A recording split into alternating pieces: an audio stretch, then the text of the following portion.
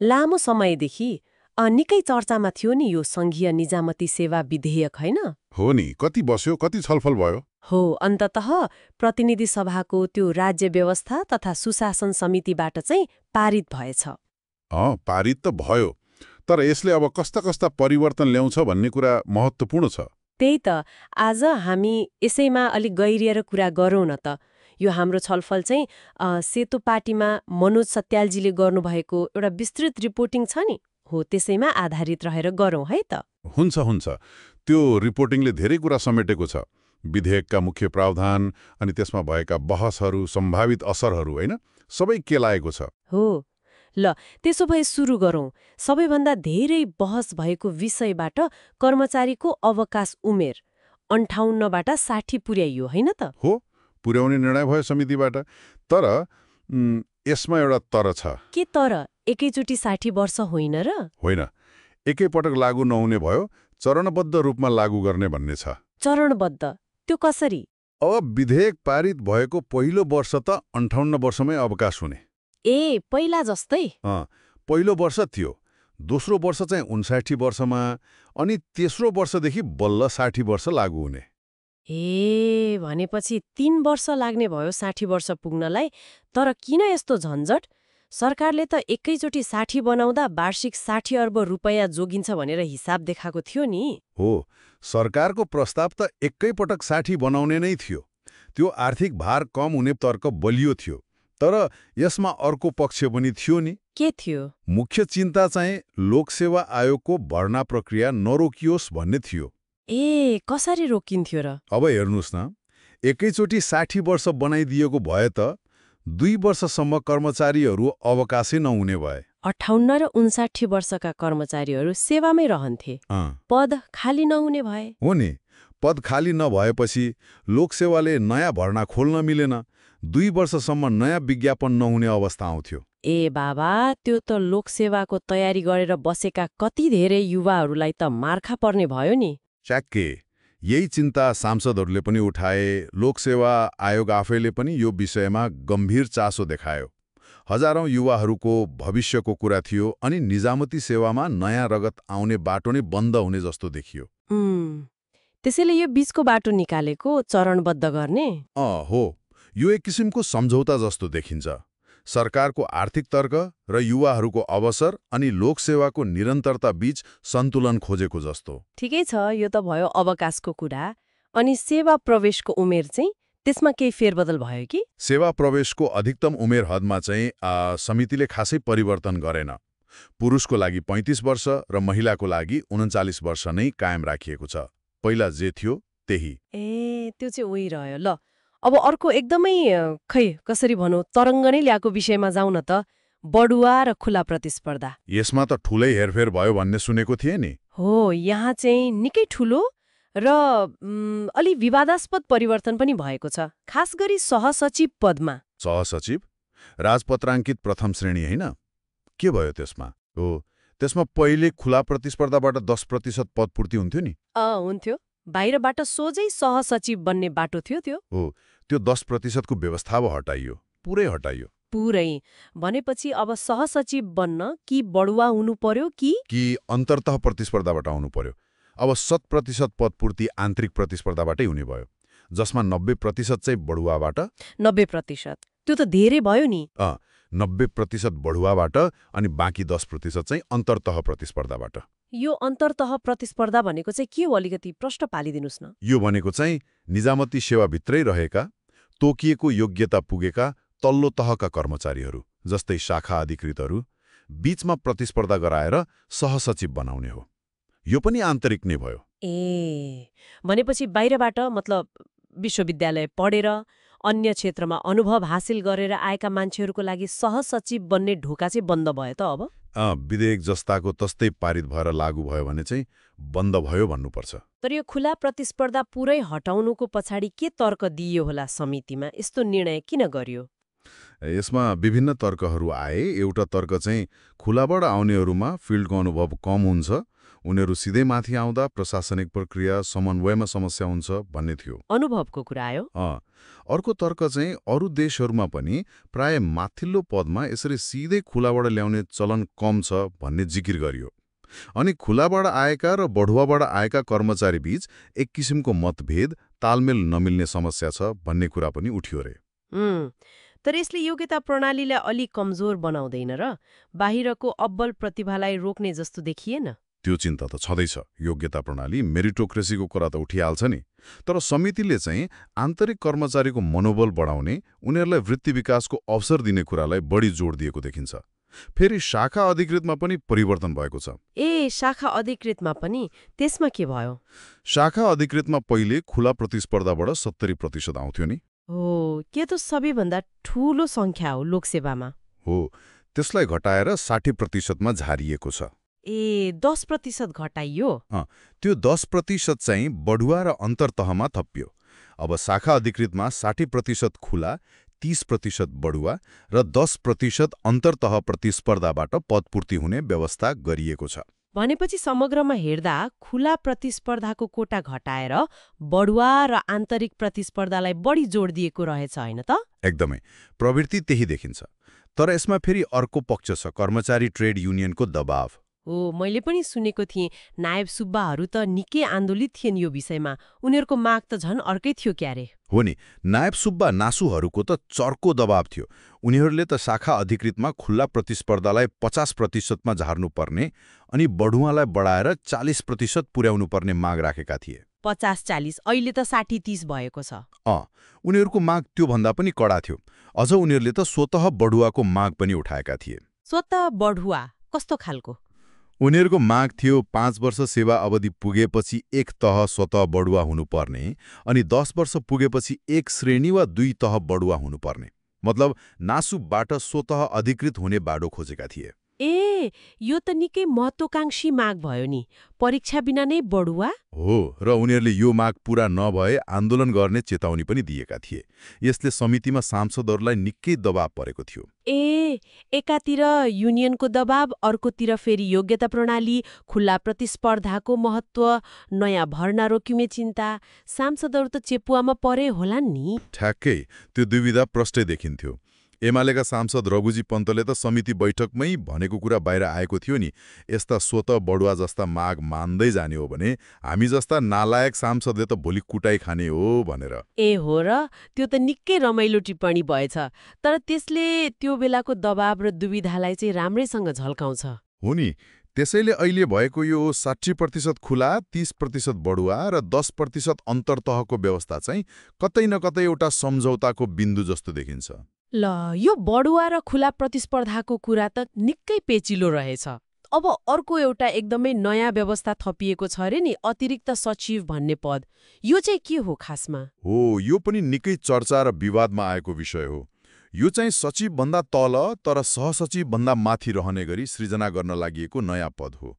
13औं तहको पद। 13औं तह? अहिले त 12औं तहमा सचिव छन्। बीचमा एउटा तह थप्न लागि। त्यस्तै भन्नु पर्यो। सचिव 12औं तह, सहसचिव 11औं तह, अब बीचमा 13औं तहको अतिरिक्त सचिव। तर यसको आवश्यकता किन पर्यो त? उद्देश्य के देखाइएको छ? यसको पछाडि केही उद्देश्यहरू देखाइएका छन्।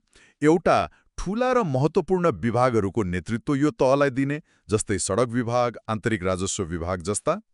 सहसचिवले नेतृत्व गर्ने भन्दा अलि माथिल्लो तहले गर्दा राम्रो हुन्छ भन्ने सोच। त्यस्तै तर्क छ। अर्को, सचिव बन्नु अघि सहसचिवहरूलाई अनुभव हासिल गर्ने एउटा खोटकिलो बनाउने। मतलब अतिरिक्त सचिव भएर काम गरेपछि मात्रै सचिवमा बढुवा हुन सक्ने। किसिमको ट्रेनिङ जस्तो। केही हदसम्म। अनि अर्को सम्भावना चाहिँ प्रदेश सरकारहरूमा पनि यो तहका कर्मचारीलाई प्रमुख सचिव वा सचिवको रूपमा खटाउन सकिन्छ कि भन्ने पनि हो। तर यो त निकै विवादित भयो भन्ने सुनेको थिएँ नि मैले। खास गरी बहालवाला सचिवहरूले नै विरोध गरे भन्ने। हो, निकै विवाद भयो। बहालवाला सचिवहरूको एउटा समूहले त प्रधानमन्त्रीलाई नै भेटेर यो व्यवस्था हटाउन लबिङ गरेको थियो। उनीहरूको तर्क थियो यसले अनावश्यक रूपमा प्रशासनिक खर्च बढाउँछ, पदसोपान हायरार्कीमा समस्या ल्याउँछ, तह थप्दैमा कार्यकुशलता बढ्दैन भन्ने। खर्च त बढ्ने नै भयो नि नयाँ तह र पद सृजना गरेपछि। त्यो त हो। अनि फेरि कनिष्ठ सहसचिवहरूको पनि आफ्नै चिन्ता थियो। उनीहरूको के चिन्ता?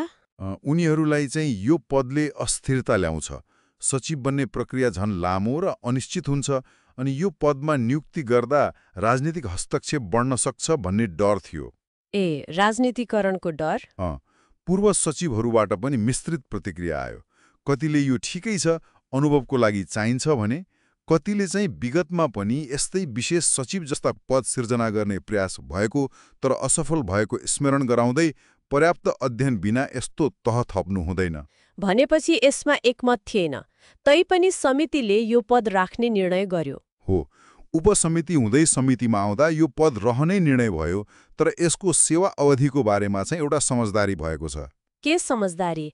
कति वर्ष काम गर्न पाउने त अतिरिक्त सचिवले? सुरुमा निश्चित सेवा अवधि तोक्ने कुरा पनि थियो, तर पछि चाहिँ निश्चित सेवा अवधि नतोक्ने भन्ने समझदारी भयो। ए, अवधि नतोक्ने। अनि कहिले अवकाश पाउने त? उनीहरू उमेर हद अर्थात् 60 वर्ष पुगेपछि मात्रै अवकाशमा जाने भए। मतलब अतिरिक्त सचिव 55 वर्षमा बन्यो भने 5 वर्ष काम गर्ने भयो, 58मा बन्यो भने 2 वर्ष। ए, उमेरले मात्रै रिटायर हुने भए? ल, यो पनि एउटा महत्त्वपूर्ण व्यवस्था भयो। अब अर्को एउटा कुलिङ पिरियडको कुरा पनि आएको छ नि, होइन? अवकाश पछिको नियुक्तिलाई लिएर। हो, यो पनि निकै महत्त्वपूर्ण र सकारात्मक मानिएको व्यवस्थाहरूमध्ये एक हो। के हो यो ठ्याक्कै? यसअनुसार निजामती सेवाबाट अवकाश पाएको व्यक्तिले कम्तीमा 2 वर्षसम्म कुनै पनि कूटनीतिक वा संवैधानिक नियुक्ति लिन नपाउने प्रावधान राखिएको छ। 2 वर्षसम्म? किन यस्तो व्यवस्था चाहियो? यसको मुख्य उद्देश्य चाहिँ अवकाश पाउने बेलामा रहेका सचिवहरू र मन्त्रीहरू बीचमा नियुक्ति दिलाउने वा लिने भनेर हुन सक्ने सम्भावित साँठगाँठ स्वार्थको खेल रोक्नु हो भनेर सांसदहरूले बताएका छन्। ए, मतलब रिटायर हुनु अघि नै पोस्ट रिटायरमेन्ट जागिर पक्का गर्ने खेल रोक्न खोजेको हो। त्यस्तै देखिन्छ। पदमा हुँदा शक्तिको दुरुपयोग गरेर अवकाशपछि लाभ लिने प्रवृत्तिलाई निरुत्साहित गर्न खोजिएको हो। सुरुमा यसमा पनि दलहरूबीच अलि मतभेद थियो कति अवधि राख्ने भन्नेमा, तर अन्ततः 2 वर्षको कुलिङ पिरियडमा सहमति जुटेको देखिन्छ। यो त राम्रो कुरा हो जस्तो लाग्यो मलाई, पारदर्शिताको लागि पनि। सुशासनको दृष्टिकोणले यो राम्रो कदम मान्न सकिन्छ। अनि मुख्य सचिव र सचिवहरूको पदावधिमा पनि केही परिवर्तन भएको छ रे नि? छ, त्यो पनि परिवर्तन भएको छ। मुख्य सचिवको पदावधि पहिले 3 वर्ष थियो, त्यसलाई घटाएर 2 वर्ष बनाइएको छ। 3 बाट 2 वर्ष? किन घटाइएको होला? यसको ठोस कारणको बाहिर आएको छैन, तर 2 वर्ष बनाउने निर्णय भयो। त्यस्तै सचिवको पदावधि पहिले 5 वर्ष थियो, त्यसलाई घटाएर 4 वर्ष बनाइएको छ। सचिवको पनि घट्यो, 5 बाट 4 वर्ष। तर यसमा एउटा कुरा के छ भने यो नयाँ पदावधिको व्यवस्था चाहिँ हाल जो बहालवाला मुख्य सचिव र सचिवहरू हुनुहुन्छ उहाँहरूलाई लागू हुने छैन। ए, अहिले जो हुनुहुन्छ उहाँहरूलाई चाहिँ पुरानै नियम लाग्ने भयो। हो, यो ऐन लागू भएपछि नियुक्त हुने मुख्य सचिव र सचिवहरूको हकमा मात्रै यो नयाँ पदावधि लागू हुनेछ। यसले नेतृत्व तहमा कस्तो असर पार्ला? पदावधि घटाउँदा स्थिरतामा असर पर्छ कि? त्यो त अब हेर्नै पर्छ। छोटो पदावधिले छिटो परिवर्तन ल्याउने दबाब त देला, तर दीर्घकालीन योजना र कार्यान्वयनमा असर पर्छ कि भन्ने चिन्ता पनि हुन सक्छ। हो, ल, यी त भए ठूला र मुख्य परिवर्तनहरू। अरू केही सासाना तर उल्लेख गर्नुपर्ने बुदाहरू छन् कि विधेयकमा? केही छन्, जस्तो कर्मचारी सरुवालाई अलि अनुमानयोग्य र व्यवस्थित बनाउन खोजिएको छ। न्यूनतम 1 वर्षसम्म एउटै कार्यालयमा बस्नुपर्ने भन्ने व्यवस्था थपिएको छ। हे, त्यो त राम्रो हो। कर्मचारीहरूको पनि पूर्वानुमान हुन्छ अनि कार्यालयको काममा पनि निरन्तरता हुन्छ। हो, अनि अर्को एउटा अलि फरक खालको कुरा चाहिँ राप्रपाका सांसद हुनुहुन्छ नि, बुद्धिमान तामाङ। हुनुहुन्छ। उहाँले चाहिँ यो विधेयकमा कर्मचारी ट्रेड युनियन राख्नै हुँदैन भन्ने अडान राख्नुभयो र समितिले विधेयक पारित गर्दा उहाँले त्यसमा नोट अफ डिसेन्ट लेख्नुभएको छ। नोट अफ डिसेन्ट भनेको विधेयकका प्रावधानप्रति आफ्नो औपचारिक असहमति दर्ज गराउनु भएको हो। ठ्याक्कै उहाँको तर्क चाहिँ ट्रेड युनियनले गर्दा राजनीति भयो, काम भएन भन्ने थियो। अरू दलहरूले त युनियन राख्नेमै सहमति जनाए, तर उहाँले आफ्नो असहमति लिखित रूपमै दर्ज गर्नुभयो। ए, यसले के देखाउँछ भने निजामती सेवामा ट्रेड युनियनको भूमिका कस्तो हुनुपर्छ भन्ने बहस चाहिँ अझै सकिएको छैन, जारी नै रहने देखियो। हो, त्यो बहस निरन्तर छ। ल, अब यी सबै मुख्य बुदाहरूलाई मोटामोटी रूपमा हेर्दा समितिबाट पारित भएको यो विधेयकले धेरै कुरामा परिवर्तन ल्याउन खोजेको देखियो। अवकाश उमेर बढ्यो, तर चरणबद्ध रूपमा। पदपूर्तिमा खास गरी माथिल्लो तहमा बढुवा र आन्तरिक प्रतिस्पर्धालाई निकै बढी प्राथमिकता दिइयो, खुला प्रतिस्पर्धा खुम्च्याइयो। हो, त्यो ठूलो परिवर्तन हो। प्रशासनमा अतिरिक्त सचिव भन्ने एउटा नयाँ तह थपियो, जसको आफ्नै विवाद र बहस छ। अनि अवकाशपछि नियुक्ति लिन 2 वर्ष कुर्नुपर्ने कुलिङ पिरियड आयो। मुख्य सचिवको पदावधि घट्यो। हो, यी मुख्य परिवर्तन हुन्। अब यी सबै परिवर्तनले समग्रमा निजामती सेवालाई कता लैजाला त? यसको महत्त्व र असर कस्तो पर्ला? हो, अब मूल प्रश्न त्यही हो। यी परिवर्तनहरूले निजामती सेवाको जुन परम्परागत संरचना छ त्यसमा कस्तो असर पार्छ? कर्मचारीहरूको मनोबल, उनीहरूको वृत्ति विकासको अवसर, यसमा के फरक पर्छ? अनि सबैभन्दा महत्त्वपूर्ण कुरा, सेवा प्रवाहमा केही सुधार आउँछ कि आउँदैन? जनताले पाउने सेवा छिटो, छरितो, प्रभावकारी हुन्छ कि हुँदैन? त्यो पनि हो। अनि अर्को महत्त्वपूर्ण पक्ष, निजामती सेवामा प्रवेश गर्न चाहने नयाँ पुस्ता युवाहरू छन् नि, उनीहरूलाई यसले कस्तो सन्देश दिन्छ, कस्तो प्रभाव पार्छ?